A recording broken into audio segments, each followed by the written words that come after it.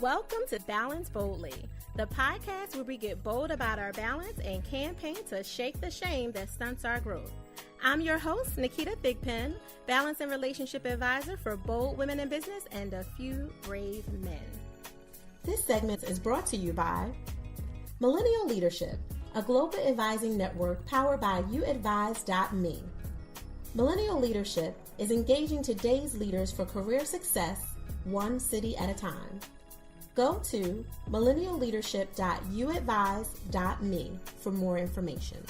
Well, needless to say, I have been on a complete mission this entire season for season 4, which is all about powering up, letting go those old habits that no longer serve you and creating new ones that fuel you, help you recalibrate, and essentially help you to thrive moving forward in all the ways that you need to. Your life, your relationships, your business, your profits, all that good stuff.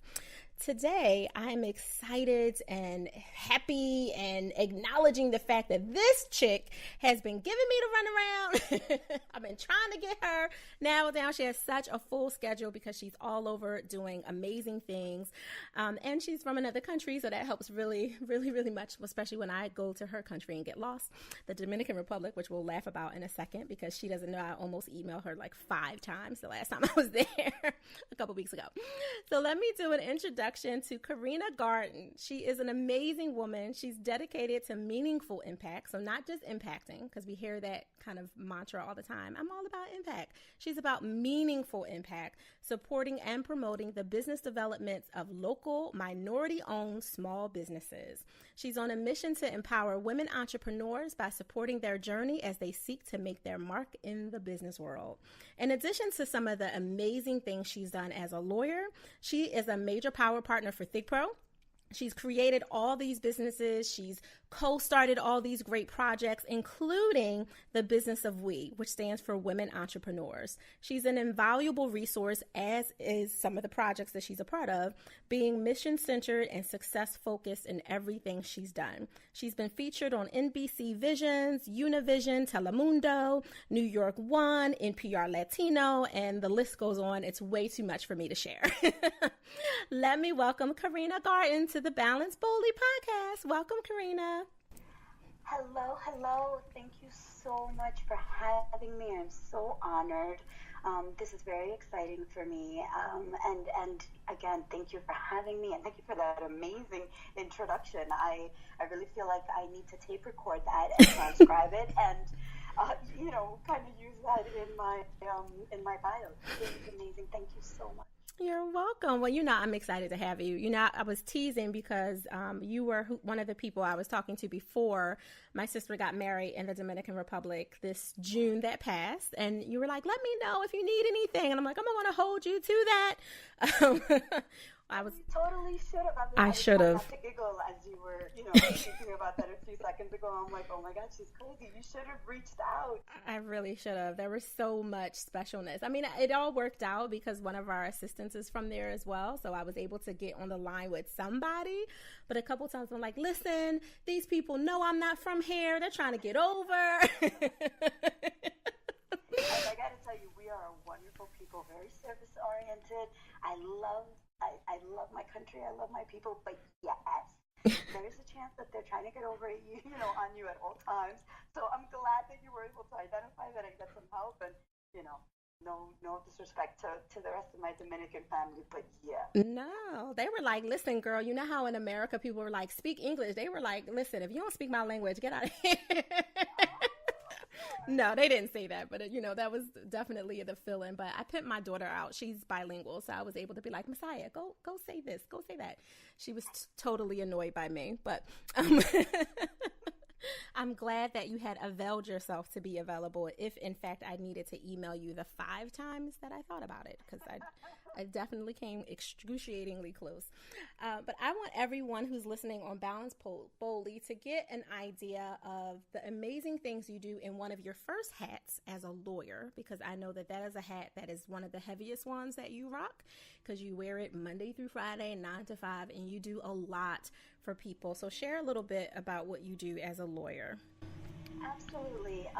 So there's a lot of components even to, just being an attorney and what I do day to day. For my employer, the folks that pay my rent and feed my puppies. Um, while I'm here, I actually work on transactional uh, contracts, drafting and negotiating them. Here specifically, I work for a landlord or real estate management company. And one of the things that we do is that we, manage the leases and any contract related to our tenants in 26 buildings here in New York City in the Garment District.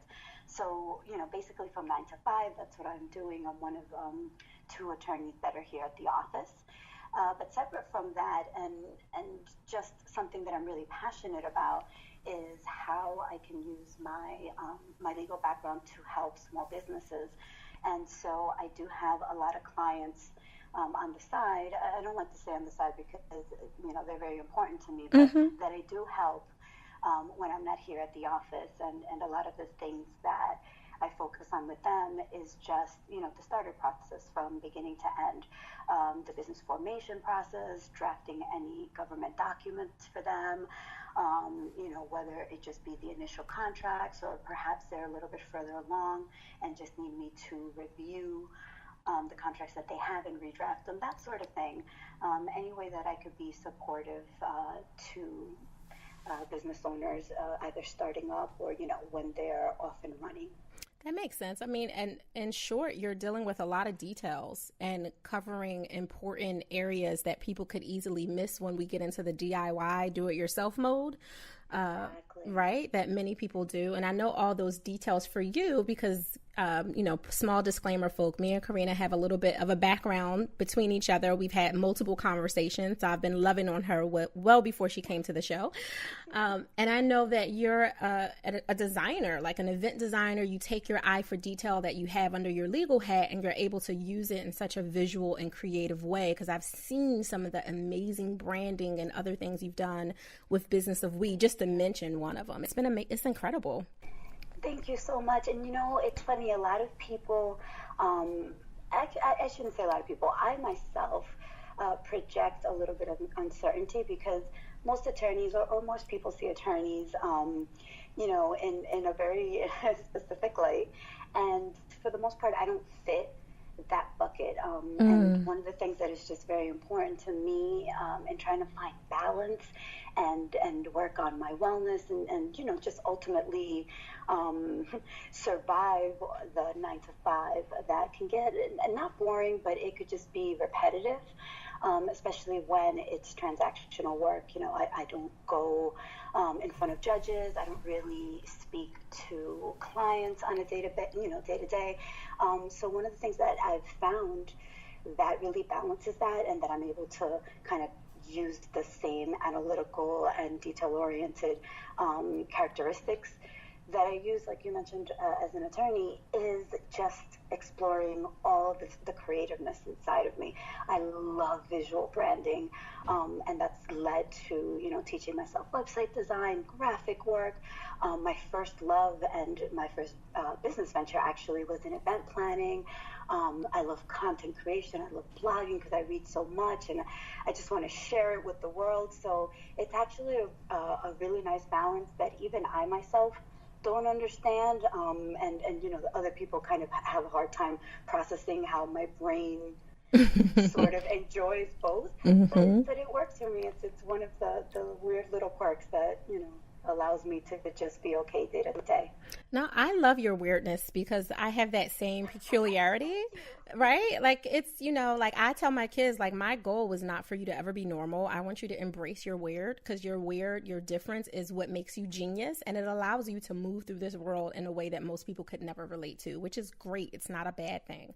I absolutely love that. And I love you even more for saying that it's one of the things that, and I think especially being an immigrant and my parents having that immigrant mentality, I was told, or basically, I don't want to say told because I don't want to put that on my parents, but my experience was the complete opposite. It was more of, you have to fit in and you have to excel and you have to play by the rules of this country so that you can accomplish everything that you set out to do. And it hasn't been until, literally maybe the last 10 years that I've just given up on trying to be like everyone else, because it's just, that's a full-time job in and of itself, and I honestly just don't have the time and energy, and it was making me miserable. So I will say that I have embraced my quirks. I like to call them, or I like to tell people that I'm a little quirky, and I've started to embrace my madness and all of the things that make me a little wild. But it's just me being authentic. Absolutely. You're an analytical creative, which was one of the first kind of characteristics or attributes that I noticed when I was willing to be honest with myself. It was the thing that I pointed out for me when I was like, why don't I just, my family is complete creative. So my husband's a writer, my son's a filmmaker and a poet and photographer, and, he paints and does all that great, like real tangible creative stuff. And my daughter's a performer. So I'm like surrounded by real, quote unquote, traditional creatives. And then I'm a creative, but I can't do any of that. I can't draw a stick figure, don't ask, right? I can't, like, that is not my forte. But my creative is I design solutions to problems. Like everything in me that's creative is inside my head. I'm a secret interior designer, but don't ask me to actually make a curtain or, sew some upholstery. I'm not doing that. I'll hire someone else to do it, but I can tell them how I want it to look, what texture, what colors. I'm like more of the guider, if you will, in the design, because I'm the visionary. It is what you are. Right. Right. Somebody that, gets me. Yes. Yes. I can relate to all of that. I'm your secret sister. You're a designer, because even that, I harass, my friends and business owners. I'm like, listen, you want me to come over and design your living room, like free of charge. I do this because I love it. Mm-hmm. Happy. Give me your money to do what I think is best in your space. And, they all just, they're like, oh, we saw what you do with so-and-so. Sure, run for it. I love that. Funny. It's just, I love it. So I understand exactly what you're saying. And I've never really thought about the phrase analytical creative, but I like the sound of that. And I'm gonna think about that a little bit more as it pertains to me, because I do have a really hard time kind of, branding myself. I can help anybody else brand, their business and personal branding, but with myself, it's a little tough. And I really like that. So thank you for sharing. You're welcome. And, it's funny that we went down this, level, this road of, analytical creatives and looking at ourselves. There was one of my friend's coaches actually had said something to her that she shared with me, which I thought was pretty interesting.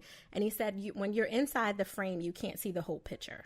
And that's the reality of us, right? Like, you're excellent at visual branding and all that stuff. But when you're inside your own frame for yourself, your own branding, it's really hard for you to step back and look at that, which is why you get other people to help you. And same for me.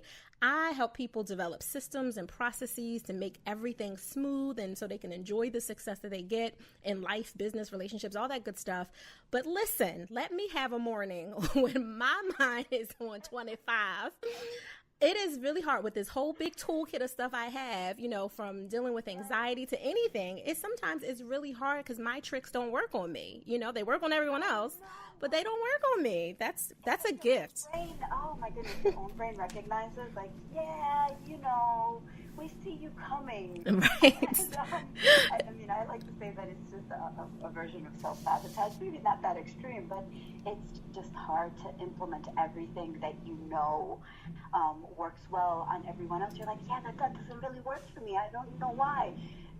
It's just such a challenge. No, absolutely. And I think it's pretty amazing because I stopped fighting it and realized, there's a reason that God gave multiple people multiple similar gifts, because we can all help each other. So I could meet another balance and relationship advisor in the world who could help me be even better in my balance and relationship management, and so on and so forth. And the same with you as a visionary, as a creative, as an analytical person who's a lawyer. Like, maybe you shouldn't do your own legal work. You know what I mean? Absolutely. It's funny that you mentioned I actually have an attorney, which also makes people laugh. And I'm like, yeah, I got to tell you, he is, has been in my life for quite a while now. He's a better advocate of my rights, and of everything that I'm trying to accomplish. He looks out for me in a way that I can look out for everyone else, but I just fall short, especially in like the advocating for, and for myself, my benefit. It's amazing. I can only sit back and laugh, but like you said, I am proud of the fact that I finally came to that conclusion. Mm-hmm. I identified the problem and said, I need to stop the madness, at least in this, aspect of my life. And I just looked for help. I sought help. I found someone that really connected with me, and that's it. I'm an attorney who has her own attorney. That's right. I tease people all the time. Every coach should be coached. Every trainer should go to trainings. Every teacher should be taught. So now we know every attorney should have an attorney of their own to advocate. I disagree, but no, don't let them fool you. Mm-hmm. Hopefully they too will come to a point in their lives and they're like, I need to pass on this. Yeah, no, absolutely. I mean, one of the new rabbit holes that we just started to enter in was asking for help. You made such a good point with that. I mean, we were talking kind of professionally on that level because you're managing a lot as an attorney, as an entrepreneur, as a power partner, in addition to being an immigrant minority child, because I know there's a huge responsibility for family that falls on your shoulders. It's your normal. It may not even feel as heavy as it would feel to say me or someone else because it's been your normal. And you were talking a little bit earlier about the fact that assimilation was a major thing that, when you came here, when your family came here, it was important for you to fit in and not stand out, which is similar for me as an African American. My grandmother who raised me definitely wanted me to do that, but I'm a black sheep, rebellious kid who constantly, I kind of looked for the beaten to come. So I was always getting in trouble and standing out. I'm not going to allow you to speak to my mother, who, to this day she is my biggest cheerleader, but she will be the first time to say this child was wonderful, but she drove me crazy. And I swear she just did it with the understanding that the beating was, and she still did it. She still, decided my mother is hilarious. That was me. I cannot let the two of you speak. But I have to say, I think that those experiences, the totality of my experiences, like you mentioned, yes, I'm an immigrant. My family came here when I was 8 years old. I was, the first one to really learn the language. And I'm the oldest. There's 8 years between my sister and I. So there is also this sort of sense of like she was not my child, but, I had a lot to do with her upbringing because it was just a huge age difference. But there's a lot of responsibility, and I took that on, and I'm very proud of that. I wouldn't change it for the world, even though it has contributed a lot of that. And like I said, the totality of like my childhood experiences, the teenage years, have really have had an impact in my mental health and a lot of the obstacles that I've encountered as an adult. But I wouldn't change that for the world. And my family depends on me. They still do. And I take such pride in, helping them to reach, their version of the American dream. So it's one of the many things. It's almost like a full-time job in and of itself, but it's one that I don't see as a burden. Actually, I don't see any of the things that I do as a burden, although I really do need to work on some boundaries, but a totally different conversation. Right. No, don't get me wrong, sister. We're about to get into it in a minute, but I'm going to take a quick commercial break because, you and I, as we normally do, we'll be doing this and forget other people are listening like, oh, I'm sorry, you were just getting a sneak peek. Absolutely. All right, so let's take a quick commercial break. We'll be right back after this. This segment is brought to you by Fresh Level Productions, a video marketing agency that helps you attract, engage, and convert prospects to clients, all with the power of video. Visit freshlevelpro.com to schedule a brainstorming session with a video marketing expert today. Welcome back to Balance Boldly. We are in this kind of proverbial kitchen with Karina Garden. We're having our own kitchen conversation right now because we are enjoying each other, and we almost kind of sort of forgot that you guys were there because we're loving one each other too much. But I want to welcome you in because she's amazing. We talked about everything from the heaviness and the details of being an analytical creative to transferring those skills over to your passion as a visionary to, you know, the non-burden of being a first generation immigrant child, speaking the language, parentified, and being totally more than okay with all the responsibilities that came in your life growing up, that actually made you the person you are, made you sharper, made you smarter, made you more diligent and focused, but also can have lended, and I don't know because I don't want to tell your story, but could have lended to some of the other heaviness that you've been dealing with lately. So I want to continue the conversation, Karina, from where we were when we were talking about asking for help and paying attention as a professional, as an entrepreneur, as a woman, paying attention to your mental health and making sure that you're doing what you need to do for you. So what have been some of your experiences around that? You know, in all honesty, and I want to put the disclaimer out there before I do start sharing some of my personal life, is that it really has affected my career and you know, my entrepreneurial journey. But the disclaimer is that I'm really, really a work in progress.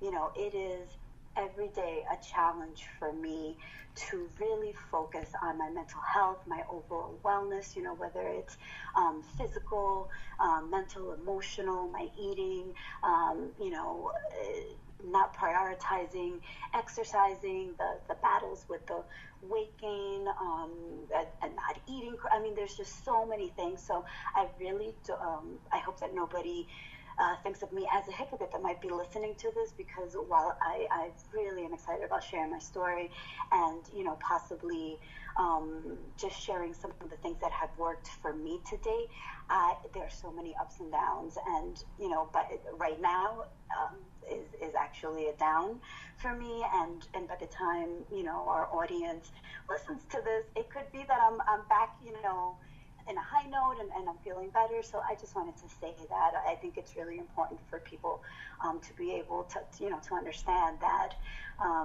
it's a work in progress, even for those of us that have come a long way from where we were with anxiety and depression. So now that I've gotten that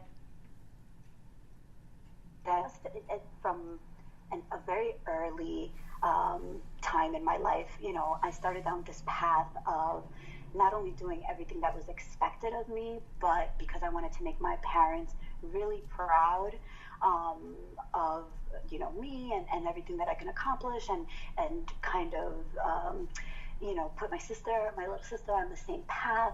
I really have there's been years that I've pushed myself to near exhaustion, which, as many, you know, people know, that's really just toxic for your emotional, your mental stability.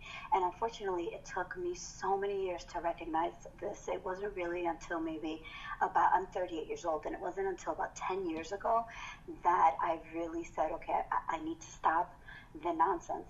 You know, yes, I excelled in high school. I graduated with an A+ because I knew that I needed to get a full scholarship to a good college to then be able to, you know, continue with my carefully laid out plans to go to law school. Had to get into a great law school. And then, you know, from that, I had to, you know, get married.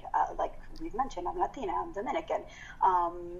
So getting married and having children early, very important. So like all of these things were really important to me. At the same time, obviously very toxic. On the outside, I was legit. I had, you know, a cushy job. I had a killer husband. You know, I had this big personality. But really what was going on inside is that I felt like I was dying a slow death. And I understood that. I knew it. Like I'm very cerebral. I'm very much in my head. I'm very introspective. So I was aware that that was happening, but I just really didn't know what to do about it, where I can, you know, go to help, whether I should even go to help. So what did I continue to do? You know, I continued striving, setting more goals, checking off more boxes, getting more, shit done. On to the next thing. It was this cycle.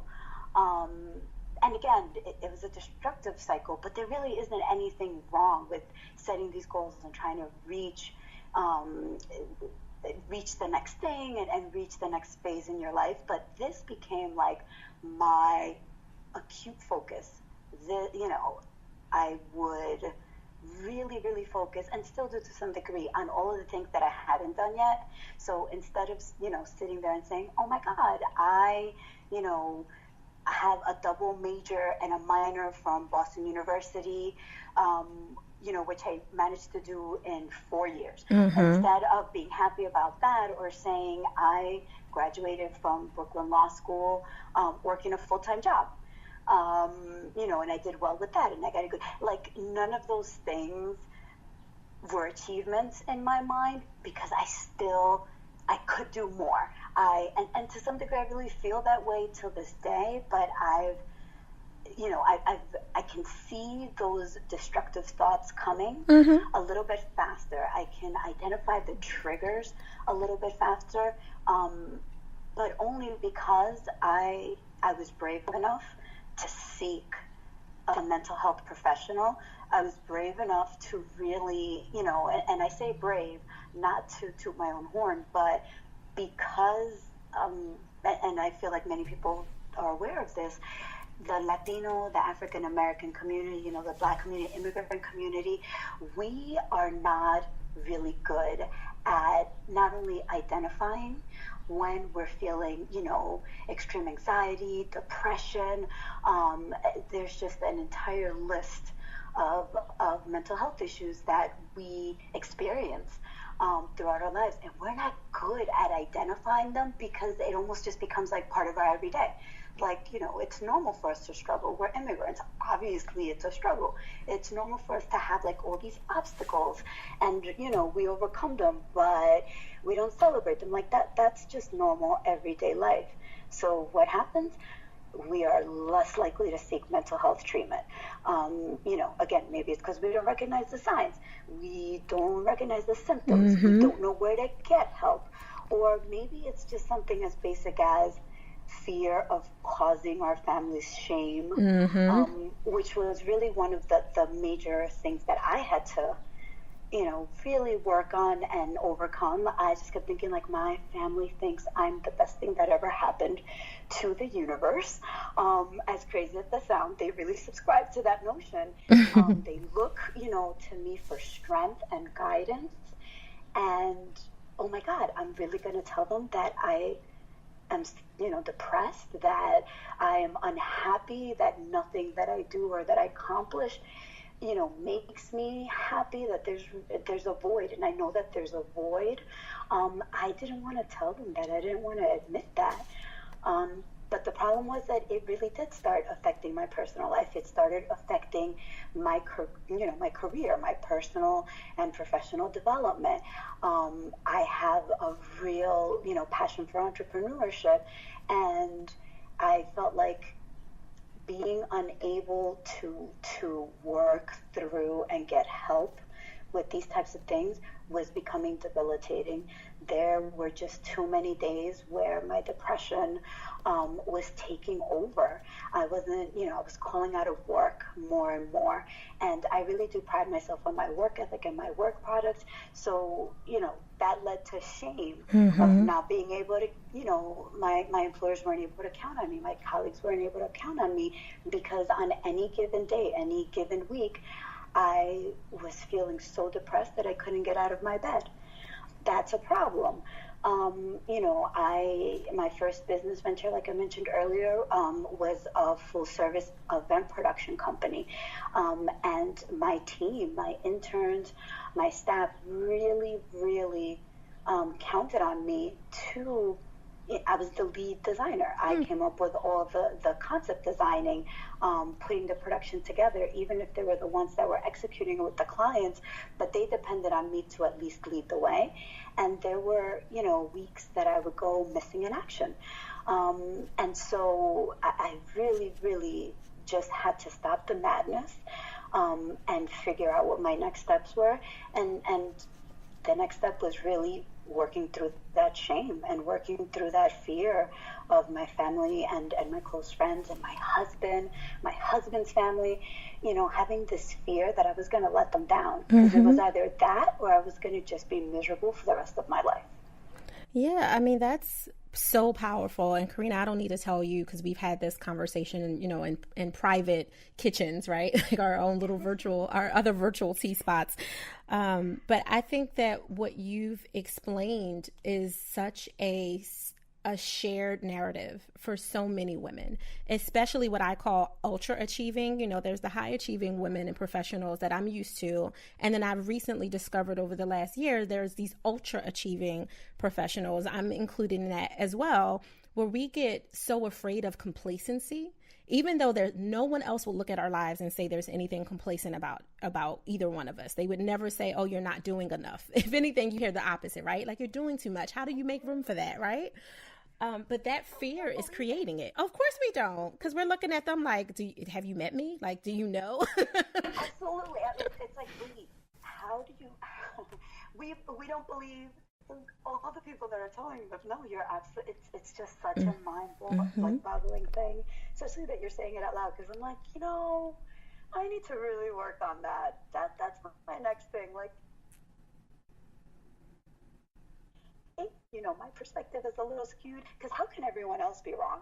But you're right. It's like this fear of being complacent. It's this fear of, like, I don't know, feeling mediocre. I don't understand it, but it's a very real thing, and we struggle with it, and so many people don't even get a chance to identify it. But it's real, and it leads to serious mental and emotional, conflicts within yourself. Yeah. Well, at least that's been my experience. I don't want to speak for everyone else, but I do really believe that it's a shared experience, like you said, with many of us. Oh, it's super shared. I mean, women, as we know, are like twice as likely to be depressed in at least America than anyone else. And I forget what the stats are off the top of my head, but it's like 24 million Americans have been diagnosed, which means they actually went somewhere to receive the treatment, right? And at least half of all the ones that don't.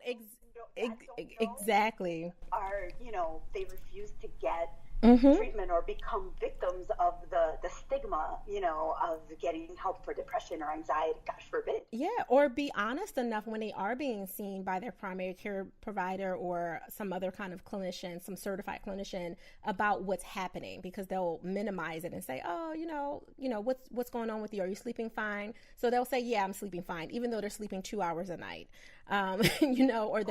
or 12 hours a night. I'm raising my hand on this one. Okay. In honor of full transparency. You're one of those people. I have to say that thankfully I no longer am, and since I stopped doing that, obviously is when I've made the most progress. But I went into this saying I refuse to become a victim of the stigma, right? I refuse to, at the very least, not seek professional help. I'm not sure that I'm going to run with it, but, at the very least, I need to give this a chance. Like, I'm just not going to be a victim of circumstances. I'm not going to be the next Latina or the next immigrant or whatever that falls through the cracks, because even though I identified that I potentially have these problems, I was too scared to say it out loud. So I figured that, if I was smart enough, or if I was resourceful as everyone else was claiming I was, finding a doctor could not, be that difficult. It was going to be a piece of cake. And I was wrong. I admit that I was wrong. I mean, it took me a lot of effort and a couple of years before I really, really connected with someone that I felt truly got me.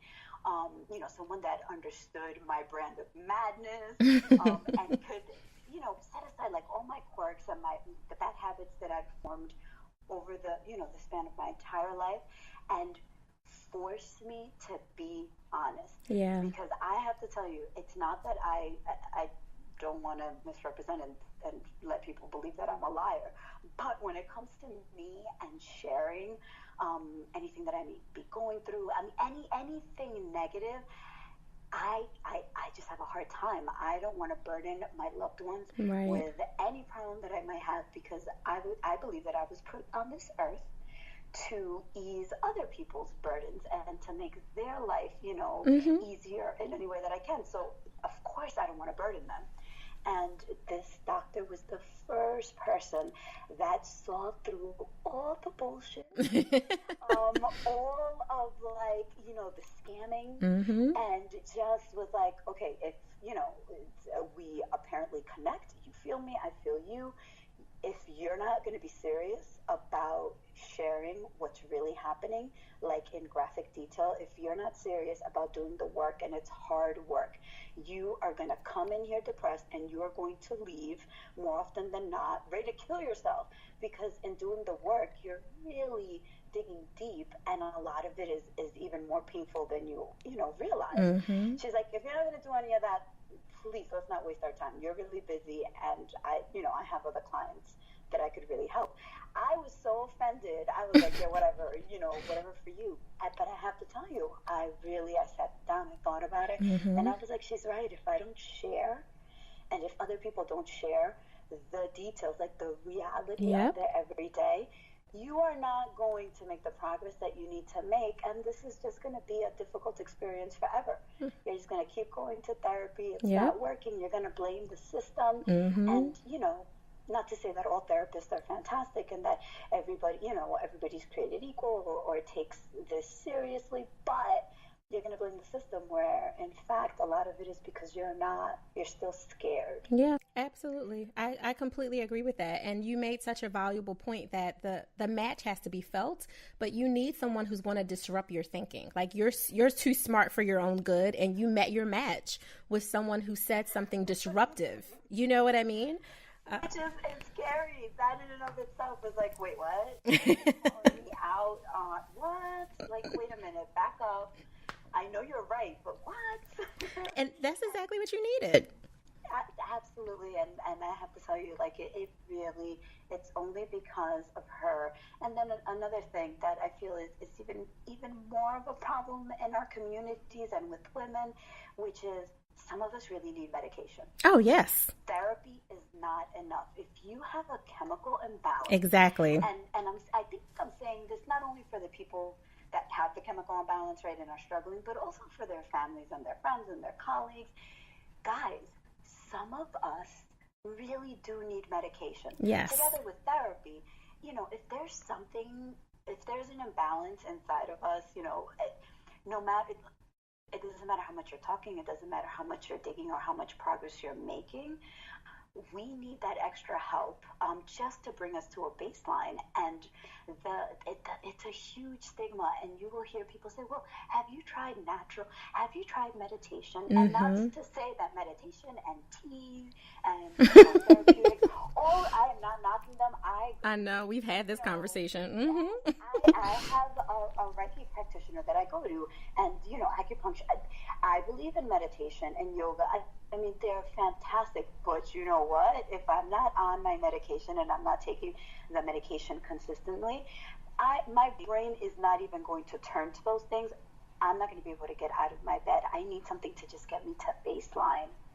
And I think there's such a misconception with that. Yes, it is. And not everybody needs therapy, right? There are a lot of people that don't suffer from chronic depression or, acute anxiety. They just have moments or periods of times or events in their lives, that really bring them to that place. Yes, it's situational. Absolutely. Exactly. And that's very different. So I'm not advocating, go and get some Prozac and everything will be okay. But I am very much advocating, that if it's deeper and more, ongoing, it's really disrupting and your life and debilitating to you on any level, therapy might not be enough. And you know what? That's okay. Exactly. It doesn't make you any more weak. It doesn't make you, less smarter or less competent. If anything, it makes you, a stronger person. There's power in admitting that you need help.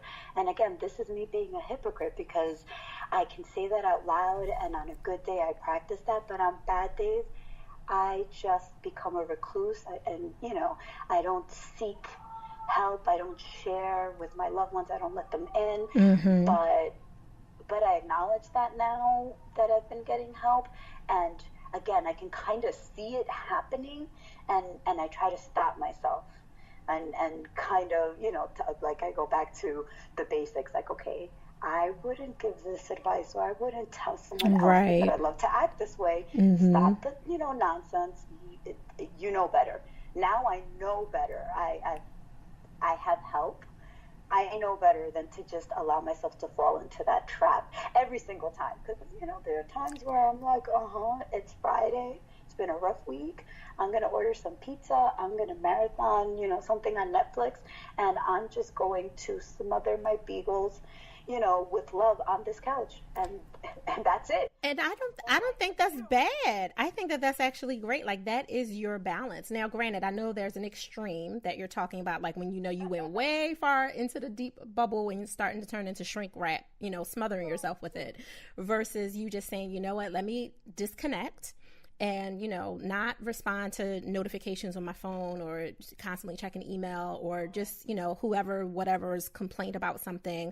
Let me just not be available for anyone else except for me right now, even if that includes hugging my beagles and watching some Netflix. So I feel you. Like, I think that that's your balance completely. And Karina, you mentioned a lot around, diminishing the severity of how people perceive depression and anxiety, or just mental health in and of itself, just other nervous system health disorders, by saying, listen, we all know, well, most of us know, that depression is usually incited by an event, something traumatic, PTSD related, Lord forbid, a rape or loss of a job, or it's just something major that shifted your normal. But it also, for a lot of people, there was no event.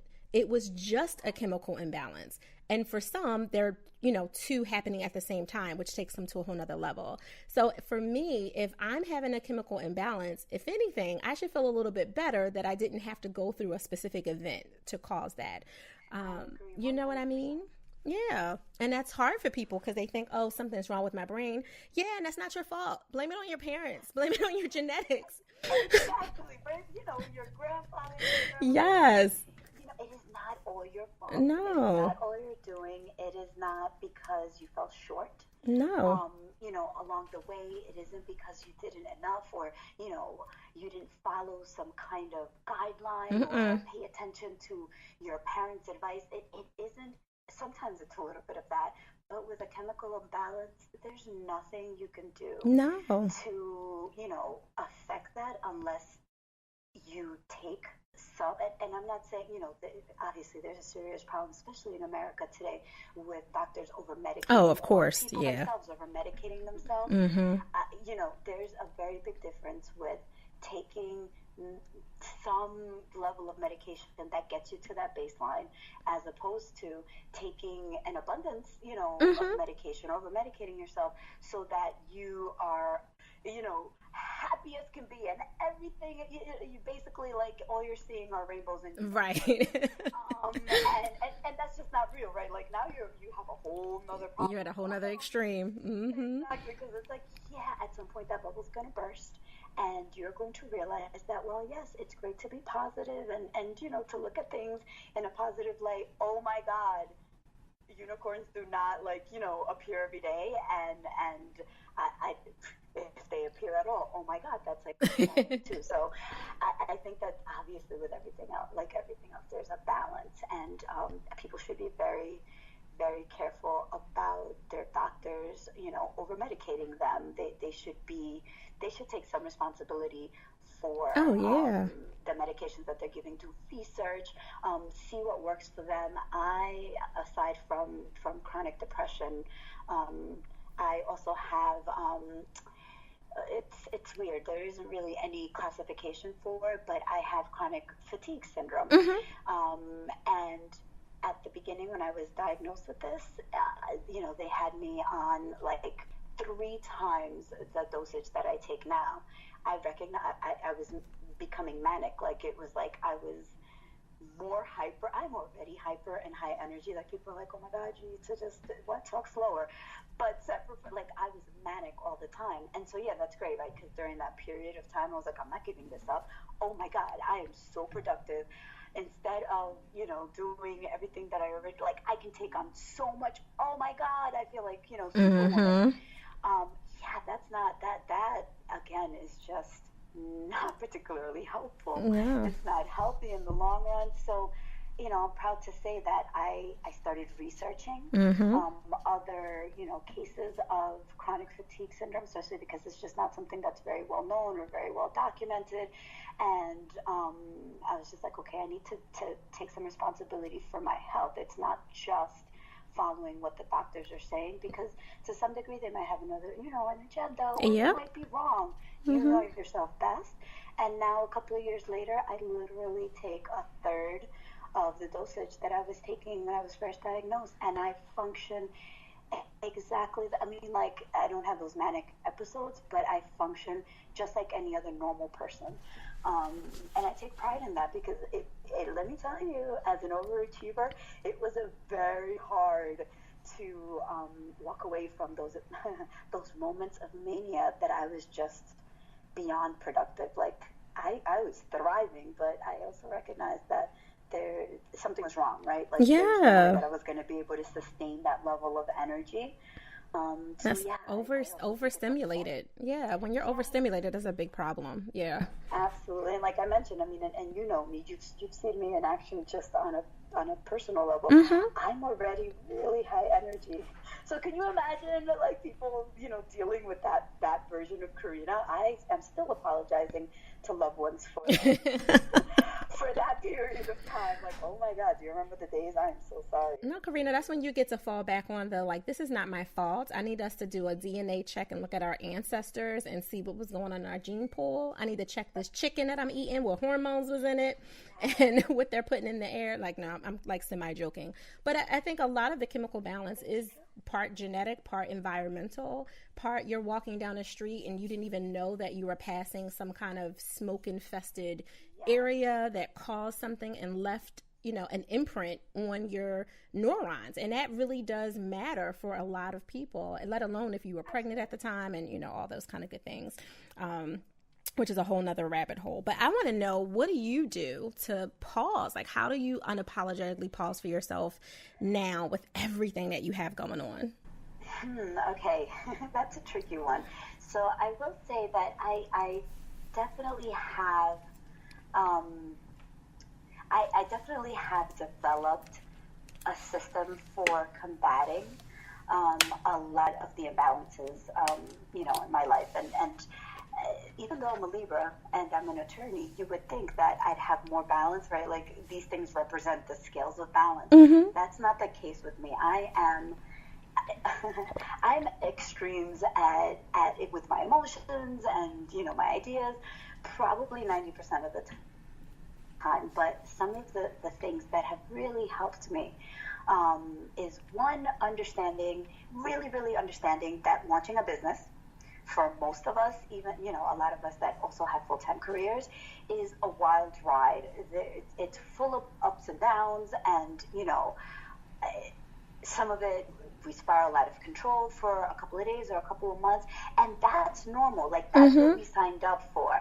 That, and that it's okay, right? So every time I start getting down on myself, like, I call my inner shit talker, inner gremlins. Like, when I start becoming a really harsh critic of myself, I now identify that. I try to identify what triggered it. And I really focus on breaking, like, telling myself, this is not true. It feels true. It sounds true, but this is really not true. Like, maybe give myself a couple of minutes, even a couple of hours, to focus on that and take the time to do that. So that's really, like, my number one. And that's something that, again, I developed through just therapy and being a little more cerebral and taking responsibility for why I feel the way that I do. That's the hard one. There are other things that, just depending on the severity of how I'm feeling, have also, been really helpful and that bring me joy. Reaching, out to my friends and family very powerful when I'm starting to feel a little down or I'm feeling like very stressed or overwhelmed. My usual is, or what I fall back to, is just shutting everyone out because I don't want them to see me that way. Not because I'm ashamed. I'm no longer ashamed. Like, I'm normal like anyone else. I'm a normal human being. It happens. But because I don't want to burden them. So I've like really, really learned and now use that to bring balance in my life, that I really have to reach out to these people, whether it's just, you know, to share something that happened that day, or like, hey, I'm not feeling that great. Can you meet me at the movies? Like, I want to go see Wonder Woman. I love comic book, you know, movies, and I don't want to talk about anything, but I just like, I just need a hug and some distraction, like just on a basic level. Really, really trying to do that. And then I am constantly trying to get back into a regimen that I can sustain in terms of like a healthier diet. I am obsessed with cupcakes. Cupcakes bring joy to my life. There's probably something very wrong with that, but no, it's not. and I'm running with it. I don't know if there's like, you know, some kind of emotional crutch attached to that. I don't care. Cupcakes, they're pretty. I love pastries. They bring joy to my life. But I also have other really bad, you know, eating habits, and I don't get enough sleep, and I don't make time, or I don't make it a priority to exercise. So one of the things that has really, really started to bring more balance into my everyday is trying to admitting that I need to just drop the pizza, like walk away from it. You will not die if you don't have that slice of pizza, especially if you are planning on having a cupcake later on. Like, just stop the madness and really make yourself a priority. And that's something that I struggle with, but I'm working on it, and that's been bringing like a nice amount of balance and, you know, wellness into my everyday. And then just finding, I used to do so many things when I was younger, you know, through college, even post-college a little bit, that brought me real joy.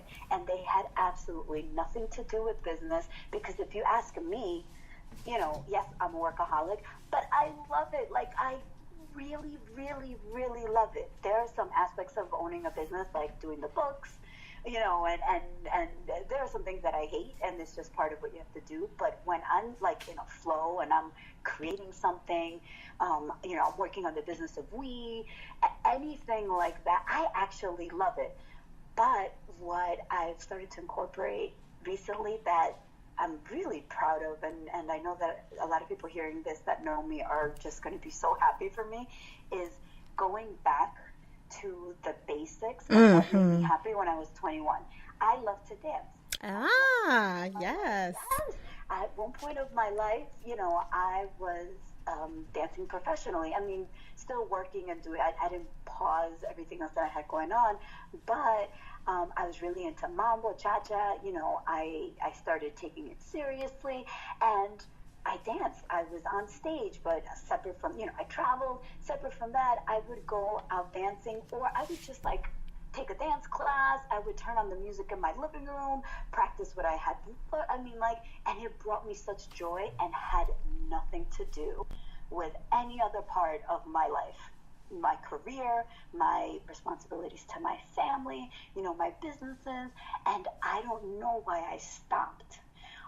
I don't know if it's just part of like the self-sabotage and, you know, spiraling into more depression, but I really think that cultivating an identity apart from your everyday, like just even if it's gardening, if it is, dancing is a thing for me. I don't know what else, you know, there is out there that would bring me that kind of joy. But I think tapping into that is just so important and underrated. It really does make a difference. And it's just something that I do for myself. It's not something that I do for any other human being that I feel responsible for, or that, you know, I want to help. This is me helping me. Which I think is hilarious because a big conversation that I have with a lot of my careerpreneurs, those like yourself, a professional who's also an entrepreneur, is helping people distinguish the difference between their talents, their skills, and their gifts. The skills are the things you went to school for or somebody else had to teach you. Your talent, like for you, is dancing. It's something that fuels you. It literally makes you feel different. It shifts your mood. Where a gift, which could look similar to a talent, like your gift could be dancing, but when it's a gift versus a talent, it's for everyone else. So you'll shift everyone else's mood when you dance. Like there's some, you ever watch someone sing and it just like changes the atmosphere for everyone else, but they're like, oh, it didn't really do anything for me. Glad you liked it. You know what I mean? Like my mind is blown right now. I hadn't even made that distinction. Mm-hmm. This is something that, of course, I'm going to have to give some serious thought to. You're absolutely right. It's like mind blown right now. I like mind blowing. I would have just never made that distinction. And now I'm feeling even a little bit better about, going back and finding this part of me that I really enjoy. So thank you very much for, validating that little part of my journey. You're welcome. I mean, that's what it's for. Like, that's the reality. Like, you were innately gifted or talented, should I say, as a dancer. And it's something that when you came back to, it does something for you. But it may not necessarily, outside of your mom, it might not necessarily shift anybody else's atmosphere to watch you dance. You know what I mean? Like, not to say that you're bad at it. Listen here. Let's pause for a second. There are a lot of things that I have a hard time taking compliments on, my looks or my many accomplishments. But the one of the few things is I'm a very good dancer. Oh, I believe that, honey. Now that you've challenged me, I have to go out so that I can prove that. That sidebar, I apologize to everyone. Just, No, I love it. It's a good time because I am like a very special person. Everyone in my family teases me. Like I have rhythm only when there's like a really inappropriate move happening, but anything else is like, what is she doing and why is she related to us? So, but you know what? Oh my God, I hope that you still dance, even if privately. No, there is such joy. There's such joy in just embracing that you are, potentially, I won't subscribe to them until I see you, but that right. Karina's like, disclaimer, I'm saying this, but wait until I see her first. Like, let me check first. Oh my God, no, there's just such joy in bopping around to your own rhythm or your own. All this to say, you can feel absolutely confident and comfortable dancing in front of me, because it's going to bring me joy seeing you, bop slightly off rhythm. Yeah, that would be me. I'm a fool. Like you've met me. I'm a complete fool. So I'll sing and dance and do all the kinds of things. My daughter will be like, "Stop, Mom, please," because she's a real singer, and I'm like, "Whatever." Like, listen, I love me some me, so whatever. You have been so amazing, Karina. Thank you so much for carving out time in your day to bring Balance Boldly listeners some of your amazingness, your honest truth, your rawness, and your integrity. Like, I super, super appreciate you today. I thank you so much. Oh, thank you for having me. I got to tell you, I'm just so excited to be able to share a little bit of this, because I really do think that it's something, just being okay with the fact that you might have some kind of mental health issue, especially with, and just with entrepreneurs, small business owners. Yes. So thank you for giving me the opportunity to not only share this with, your audience, our audience, but in talking about it, I also, embrace it a little more and closer to being 100% okay with it. So thank you for giving me the opportunity. It's just been such a pleasure. And oh my God, so much fun. No, thank you. So tell everyone how they can connect with you. Where can they catch you? Your favorite social media platform, your website, all that good stuff. Of course. Okay, so in terms of social media, I will be honest, I'm a tech junkie, so you can find me on just about everything, on Facebook, on Instagram, Twitter, Pinterest, and my handle is the same across the board, which is Karina Garden X. My personal favorite, however, is Instagram. I feel like that's the one where I really share whatever's happening in my personal life, and where I might get a little political, or, you'll see a very authentic version of me on Instagram. Not to say that, everything else isn't necessarily authentic, but find me there because it's a lot of fun. Separate from that, I'm just being honest, but separate from that, you can check out a little bit more of what I do at karinagarden.com.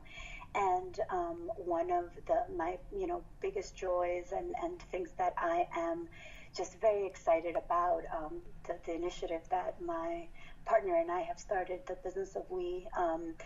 You can also go to that website because there's a lot of exciting things happening there that might not be reflected on my personal website, and that's bizofwe.com.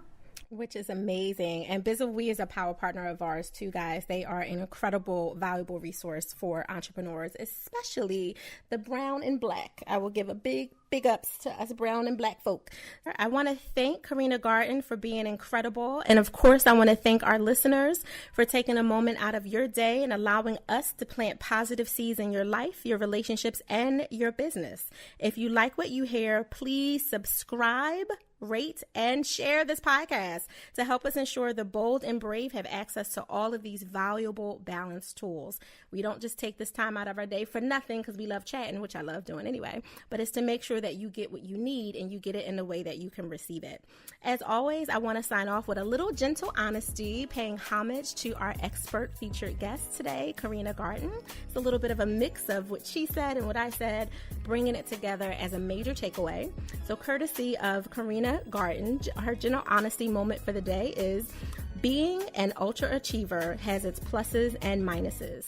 The fear of complacency and mediocrity can create a void filled with shame when we are at a special place where we don't recognize that we can be content and not have to be complacent. So that's gentle honesty, and the ramifications of all this joy and love that we're receiving right now. Take it, receive it, and hold on to it. And if you guys are not already a member, come on over and join the community of investors at balanceboldly.com. And of course, the main place where you can get everything you need is on Thigpro.com, because we have major things coming up like the Dreamers Blueprint community and our insiders. Don't miss that. Get on the list before you miss it. All right, guys, this has been amazing and incredible. I'll see you on the next episode. And until then, set an intention to enjoy the balance of your day and do it boldly.